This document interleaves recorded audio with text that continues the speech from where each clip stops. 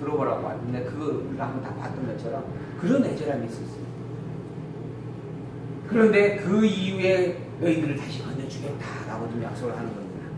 그러나 그러한 회복이 바탕이 되어질지언정 패역한 자와 죄인은 함께 패망할 것이고 여호와를 버린 자도 멸망하게 된다. 너희가 너희의 기뻐하던 상수리 나무로 인하여 부끄러움을 당할 것이고 너희가 너희의 택한 동산으로 인하여 수치를 당할 것이고 너희는 잎사귀 마른 상수리 나무 같을 것이요 물 없는 동산 같을 것이고 강한 자는 삼오라기 같고 그의 행위는 불띠 같고 함께 타서 다 없어질 것이다. 너무너무 연약하고 빈곤한 자가 될 것이다 라고 하는 노래입니다. 결국 예루살렘이 일단 바벨론에게 포로로 끌려가게 된다 하는 거죠. 나중에 회복시켜 주지만 포로로 끌려가는 것도 이미 정해져 있다 하는 이야기입니다. 이 이야기는 어떤 시대에 지금 있는 이야기냐면 이 앞서 말씀을 드렸지만 현재 다윗 왕조가 있어요. 그리고 난 다음에 솔로몬이 왕이가 되어졌어요. 그리고 여로보암으로 말미암아 북이스라엘이 갈라졌죠. 여로보암. 그리고 르호보암, 솔로몬 아들 르호보암으로 말미암아 남유다가 이렇게 계승이 되어져 갑니다. 그리고 나서 721년에 아수르가 쳐들어와가지고 북이스라엘을 멸망을 시켜요. 이때 지금 현재 이사야가 지금 예언하고 있는 겁니다. 그리고 난 다음에 이때 이 북이스라엘 멸망되어질 때 그 당시 왕이 누구냐면 히스기야 왕이에요. 이 히스기야의 아들 므낫세예요. 이 므낫세에 의해서 이사야가 죽음을 당해요. 근데 지금 이 시대에 지금 북이스라엘이 멸망되어지는 시기에 아수르가 이미 이사야가 지금 남유다를 향해서 이야기하는데 나중에 587년에 예루살렘 성전이 무너집니다. 솔로몬 성전이. 그 606년부터 바벨론이 이제 침략을 해오기 시작을 하고 700년에서 600년이면 거의 한 110년 정도 후에요. 이게 110년 전에 지금 예언을 하고 있는 겁니다. 110년 전에 너희들이 100년이 지나고 난 이후에 너희들이 이런 일이 있을 것이다. 그러나 그것이 끝이 아니고 70년 포로가 되어지고 난 다음에 또 회복도 되어진다 라고 하는 것을 미리 그러니까 100년, 150년 후에 있을 일들을 이야기를 해주고 있는 겁니다. 이게 가능한 이유가 뭘까요? 어떻게 100년, 150년 후에 있는 이야기를 이렇게 현장에서 지금 있는 것처럼 이야기를 할 수가 있는 이유가, 그런 이유가, 무슨 이유가 있을까? 어떻게 이게 가능한 일일까? 그건 이미 정해진 일이기 때문에 가능합니다. 그리고 그 정한 자가 진정으로 하나님이기 때문에 가능합니다. 그 하나님이 영원 불변의 신실한 여호와이기 때문에 가능합니다. 우리는 그런 여호와 하나님을 믿는 거예요. 모든 만물을 창조하시고 모든 만물을 창조하기 전에 이미 다 작정 예정하시고 그리고 그 정하신 대로 모든 만물을 지금 당신 뜻대로 이루고 계신 주인 되시는 거고 그래서 소나 말이 그 주인을 아는 것처럼 우리도 우리의 주인 되신 여호와 하나님을 알고 사는 게 사람의 마땅한 본분이다. 이게 잠언서 이야기죠. 여호와를 기억하고 여호와를 경외하라. 거룩한 자를 아는 그게 지식이고 지혜의 명철이다. 그리고 그게 마땅한 사람의 본분이다. 그런 고백을 담고 우리가 지금 본문을 보는 겁니다. 아모스의 아들 이사야가 받은 바 유다와 예루살렘에 관한 말씀이라. 역시 이사야가 유다와 예루살렘 향해서 이야기를 하고 있는 내용입니다. 말일에 여호와의 전에 산이 모든 산 꼭대기에 굳게 설 것이요 모든 작은 산 위에 뛰어나리니 만방이 그리로 모여들 것이라. 많은 백성이 가며 이르기를 오라 우리가 여호와의 산에 오르며 야곱의 하나님의 전에 이르자. 그가 그 도로 우리에게 가르칠 것이다. 이게 바벨론 포로에서 돌아와가지고 되어진 일이죠. 수르바벨이 백성들 이끌고 돌아오고 그리고 수르바벨이 20년이라고 하는 시간 동안 핍박을 당하는 과정에서 성전을 건축합니다. 그리고 그곳에서 하나님의 말씀 율법이 선포가 되어져요. 에스라가 돌아와가지고 율법을 선포하고 그리고 제사를 드리게 되어집니다. 그 일들에 대한 이야기를 지금 미리 예언을 해주고 있는 거예요. 여호와 하나님께서 회복해 주신다. 그가 열방 사이에 판단하시며 많은 백성을 판결하시니 무리가 그 칼을 쳐서 보습을 만들고 그 창을 쳐서 낫을 만들 것이며 이 나라와 저 나라가 다시는 칼을 들고 서로 치지 아니하고 전쟁을 연습도 아니한다. 평화의 시대를 맞이하게 될 것이다. 야곱 족속아 오라 우리가 여호와의 빛에 행하자. 주께서 주의 백성 야곱 족속을 버리셨음은 그들에게 동방 풍속이 가득하며 그들이 블레셋 사람 같은 술객이 되며 이방인으로 더불어 손을 잡아 언약하였기 때문이다. 하나님께서 왜 이스라엘 백성들을 이처럼 때리시는가? 그 이유입니다. 그 야곱의 족속, 즉 하나님이 선민으로 택하여 불러준 그들이 동방풍속을 하게 가졌다라고 하는 거예요. 동방풍속이 가득해졌어요. 하나님을 믿고 섬겨야 될 백성이 하나님을 믿지 아니하는 자들의 풍속을 가져다가 그것을 누리고 있다라고 하는 겁니다. 또 그들이 블레셋 사람같이 되어졌고 술객이 되어졌어요. 즉 다른 신을 믿는 자가 되어져 버린 겁니다. 그리고 이방인들, 즉 하나님의 백성과 하나님과 아무 상관이 없는 백성이 자들이죠. 그런 이방인과 더불어 손잡고 언약을 맺어요. 그래서 결국은 하나님을 잊어버리고 살아가는 자와 동일하게 되어져 버렸다. 그래서 하나님께서 그들을 때리고 버리시는 것이다 라고 하는 거예요. 하나님을 다르게 안다라고 하는 것이 그래서 너무너무 중요한 일입니다.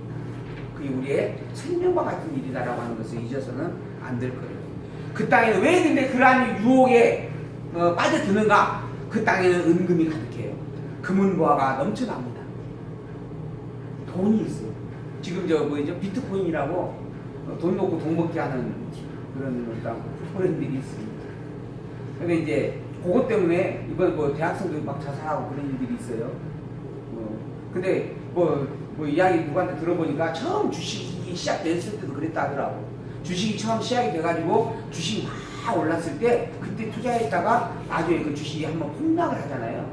그때 막 굉장히 많은 사람이 죽었대요. 자살한 사람들이. 근데 지금 이 현상도 그와 비슷하다고 이야기를 하더라고요. 근데 그러한 일들의 유혹을 받는 이유가 뭔가? 먹고 사는 일에 금은보화가 너무 중요한 역할을 하기 때문에. 돈이 없는 것보다 돈이 있는 게 좋잖아요. 100원 있는 것보다는 10,000원 있는 게 좋잖아요.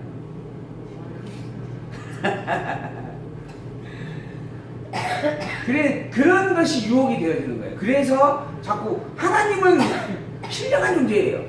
신령한 것으로 우리가 관심을 두면 하나님을 찾지만은 눈에 보이는 것에 관심을 두면 돈이나 이러한 것에 관심을 두고 권력이나 이러한 것에 관심을 두게 되어지면 이웃을 찾아가게 되는 거예요.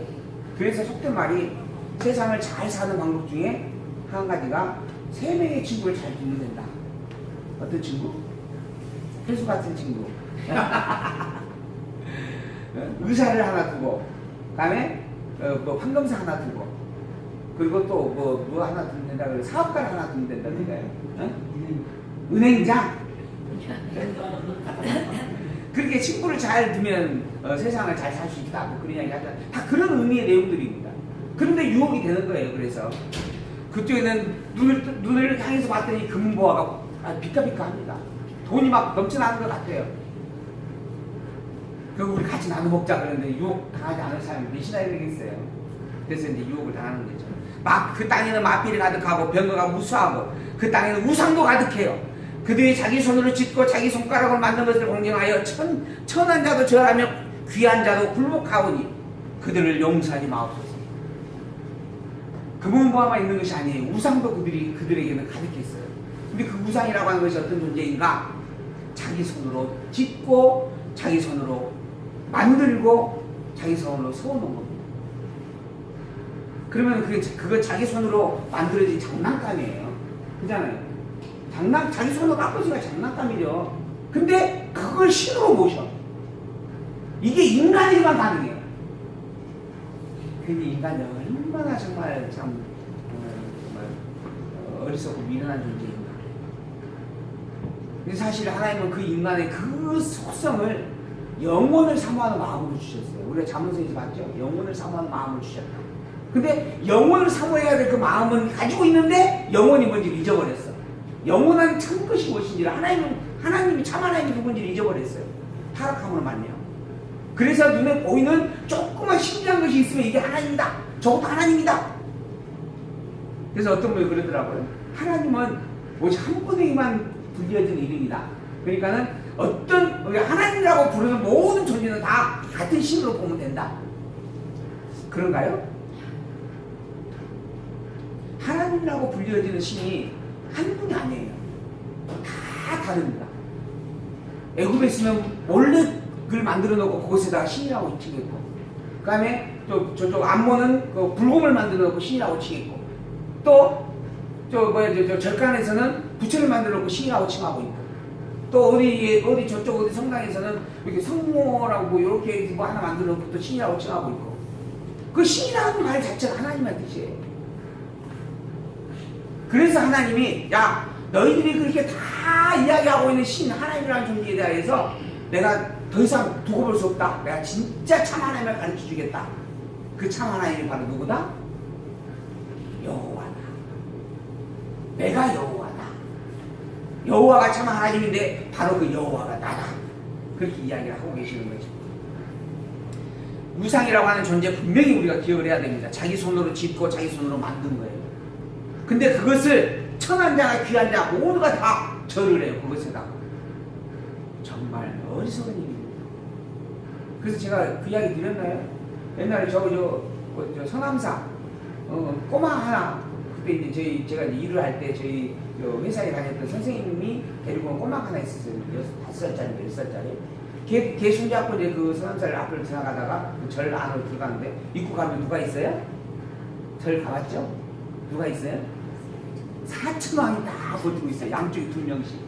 얼마나 무서워요, 그 얼굴 형상이. 왜 무섭게 했는지 알아요? 인간의 마음을 쪼그라들어가지고 거기서부터 절하고 들어가게 하려고 그렇게 만들어 놓은 거예요. 아니야 다니까 그 애가 겁이 나서 못 지나가요. 어린 그 애기가. 그래서 제가 어떻게 할게요? 여러분은 어떻게 하셨을까? 아니 저는 그 애기한테 여기 데리고 와가지고 돌멩이 하나 집어줬어요. 그리고 나도 돌멩이 하나 들었어. 그러고 나서 내가 먼저 이렇게 툭 던졌죠. 얼굴을 맞춰. 그 사천왕이 웃어요, 울어요? 꼼짝을 못해요. 표정을 안 바뀌고.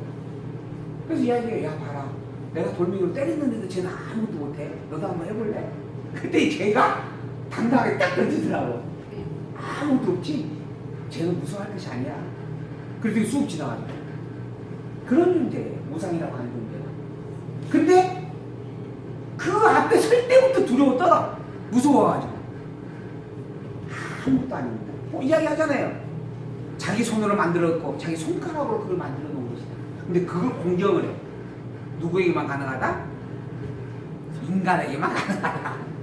짐승도 이렇게는 안 해요. 근데 인간이 이런다라. 가장 만물 영장이라고 하는 그런 존재인 인간이 이런 어리석은 일들을 자행하고 있다. 그래서 참 안타깝다 하는 겁니다. 하나님을 모르면 이럴 수밖에 없어요. 너희는 바위 틈에 들어가며 진토에 숨어서 여호와의 영과 그 광대하심의 영광을 피하라. 그날의 눈이 높은 자가 낮아지며 교만한 자가 굴복되고 여호와께서 홀로 높임을 받을 것이다. 하나님이 심판하신다는 거예요. 우상을 다 깨트려 버리고 또 우상을 섬겼던 자들 다 내려버리겠다. 대저 만군의 여호와의 한 날이 모든 교만한 자와 거만 자와 자고한 자에게 임하여서 그들로 낮아지게 한다. 심판하시겠다는 이야기입니다. 그래서 그날에 자고한 자는 굴복되며 교만한 자는 낮아지고 여호와께서 홀로 높임을 받으실 것이요 우상들은 온전히 없어질 것이고 사람들이 아멸과 토굴로 들어가서 여호와께서 일어나서 땅을 진동시키는 그 위엄과 광대하심의 영광을 피한다. 하나님을 보게 되는 거예요. 숨어서. 우리가 섬겼던 우상들이 하나님 앞에 한순간에 몰살당해 버렸구나. 그 모든 것들의 진정한 참 권세가 하나님이시구나. 사람들이 숭배하려고 만들었던 그 은 우상과 금 우상을 그날의 두더지와 밥주에게 던져버리고 아멜과 험악한 바위 틈에 들어가서 여호와께서 일어나서 그 땅을 진동시키시는 위엄과 광대하심의 영광을 피한다. 너희는 인생을 의지하지 말라. 그의 호흡은 코에 있나니 수의 7일 가치가 어디 있느냐. 우상을 의지할 필요도 없고 우상을 신이라고 여기는 것도 미련한 일이고 또 사람을 의지하는 것도 헛된 일이다 라고 말하는 겁니다. 보라, 주 만군의 여호와께서 예루살렘과 유다의 의리함에 의지하는 것 다 취하여 버린다. 예루살렘과 유다가 의지했던 것, 그 애굽을 의지했고 바벨론을 의지했고 아수를 의지해요. 금모아를 의지해요. 군마를 의지합니다. 이거 다 강들이 없애버리겠다라는 거예요. 왜 없앨까요? 참 것이 아니니까. 그리고 여호와를 경배해야 될 하나님의 백성이니까. 그래서 다 없애버리겠다라고 하는 거예요. 그들이 의뢰하는 모든 양식과 의뢰하는 모든 물과 용사와 전사와 재판관과 선지자와 복술자와 장로 59장 귀인 모사 공교한 장인 능란한 요술자 다 없애버리겠다. 그래서 제가 언젠가 우리 하진이 엄마한테 그런 이야기를 했어요. 주식씨 나 사랑해? 그랬더니 많이 사랑한대. 너무 많이 사랑하지 마. 혹여 그 사랑으로 인해서 하나님보다 나를 더 가까이 사랑하게 되어지거든요. 하나님이 당신을 사랑하는 마음에 나를 때리실 거야. 나 매맞기 싫어. 그런 이야기를 웃으면서 한 적이 있습니다. 나를 너무 사랑하지 말고 하나님을 사랑하는 사랑 안에서만 사랑해줘. 속이 있으신 분들 웃으시는 근데 그런 부분의 이야기를 듣는 그런 생각을 해봤어요. 본문에 보면 그러잖아요. 하나님 위에 덜붙지 않은 것들은 다 하나님께서 제거해버립니다. 왜? 그게 참이 아니기 때문에 그래요. 그래서는 안 되는 백성이기 때문에 그런 겁니다. 근데 제가 보기에 우리 주식씨는 하나님이 사랑하는 백성이 틀림없어. 그러니 눈에 잘못 비면 내가 맞아. 내가 분명히 혼날 거예요. 그래서 그러지 말아달라고. 누구를 위해서? 나를 위해서 그러지 말아달라고 이야기를 했던 기억이 있습니다. 그가 또 아이들로 그들의 방백을 삼으시며 적자들로 그들을 다스리게 하신다. 아이들로 오히려 지도자를 세우겠다는 거예요. 얼마나 지도자가 무능하고 어리석으면 그 아무것도 모르는 애들을 그 위에 세워놓겠다는 거예요. 그만큼 그들을 때리고 멸하겠다라는 이야기의 내용입니다. 예루살렘이 멸망하였고 유다가 엎드려졌으면 그들의 언어와 행위가 여호와를 거스려서 그 영광의 눈을 촉범하였기 때문이다. 이 예루살렘과 유다는요 하나님의 선민이라고 자부하며 사는 백성들입니다. 어느 곳에 있든지 간에 하나님을 이야기했던 자들이에요. 자기들은 선민이다라고 그렇게 큰 자긍심을 가지고 있는 존재들입니다. 그런데 그런 존재인 이 예루살렘과 유다를 향해서 하시는 말씀이에요. 왜 그러는가? 그들의 그 신앙이 올바르지 못하고 참되지 못했기 때문에 그런 거예요. 이게 말만 있는 것이고 실제 근본 중심이 흐트러져 있기 때문에 그런 거예요. 그래서 하나님을 잘못 알고 믿고 있는 그런 모습들이 그들이 있었다라고 하는 거예요. 그래서 그렇게 하나님께서 그들을 엎드려뜨리겠다. 왜? 그 언어와 그 행위가 여호와를 거스르고 있기 때문이다. 입으로는 주여 주여 하고 있으면서 내 아들 서울대 가게 해주세요. 이게 잘못된 일입니다. 이 아이의 주인이 여호와이십니다. 주인 되신 여호와께서 모든 걸 정해놓으셨으니 정한 대로 이 아이에게 드러내 주십시오 라고 하는 기도가 맞다는 거지. 주여 해놓고 나 이거 원하는데 왜 안 들어줘요? 그럼 누가 주인이에요? 근데 그게 일반 교회에서 그렇게 가르쳐요. 그렇게 기도하라고. 저 집이 내 집이요. 아주 길거리 가는 거 너무 멋있는 집이 있어. 거기다가 십자가로 딱 침발라 놓고 난 다음에 매일 새벽에 새벽 제사를 싸는 거 세븐틴걸스 다 해라. 저 집이 내 집이 되게 해달라고. 그리고 반드시 하나님께서 저 집을 뺏어서 너에게 줄 것이다. 이렇게 이야기했던 때가 있었어요. 교회에서. 어떤 목사님이 제가 또 실제로 들으냐는데 어떤 목사님이 사모님과 같이 어디 집에 딱 들어갔어요. 들어가가지고 딱 그 자리에 앉아가지고 이 집은 하나님이 나에게 준 집이니 당신들 나가시오. 세상에 그런 신앙을 가지고 그걸 신앙이라고 말하는 한국 교회가 현재의 모습들이에요. 없는 일 아니에요. 여러분들이 처음 들어보시겠지만은 이건 하나님의 이름을 정말 망령되이 일컫는 일이에요. 그래서 참 성경을 바르게 알아간다라고 하는 거 너무 중요한 일이라고 다시 한번 말씀을 드리면서 13절에 15절 백성의 장로들과 방백들의 악한 죄를 하나님께서 지적해 주시는 그런 말씀들이 기록되어져 있고요. 그러한 진노의 결과에 대한 내용도 하나님께서 심판하신다라고 하는 말씀의 내용이 3장 16절에서 5장까지 이제 기록이 되어져 갑니다. 하나님은 모든 만물의 주인이십니다. 그리고 살아계십니다. 그리고 그 하나님이 진정한 창조주의 주인이십니다. 그걸 깨달아 알게 하기 위하여 하나님은 당신의 백성들이다라고 우리를 불러주셨고, 그걸 알지 못하니까 가르쳐 주어도 수없이 가르쳐 주어도 또 때려서 가르쳐 주었는데도 불구하고 알지 못하니까 결국은 당신이 직접 인간의 몸을 입고 있다고 하셨어요. 그리고 십자가에 당신의 피를 다 쏟아내기까지 하셨습니다. 그분이 바로 그리스도입니다. 그렇게까지 하여서 당신의 살아계신과 당신만이 진정한 참 하나님이다라고 하는 것을 선포해 주었어요. 이 하나님 외에는 다른 신이 존재하지 않습니다.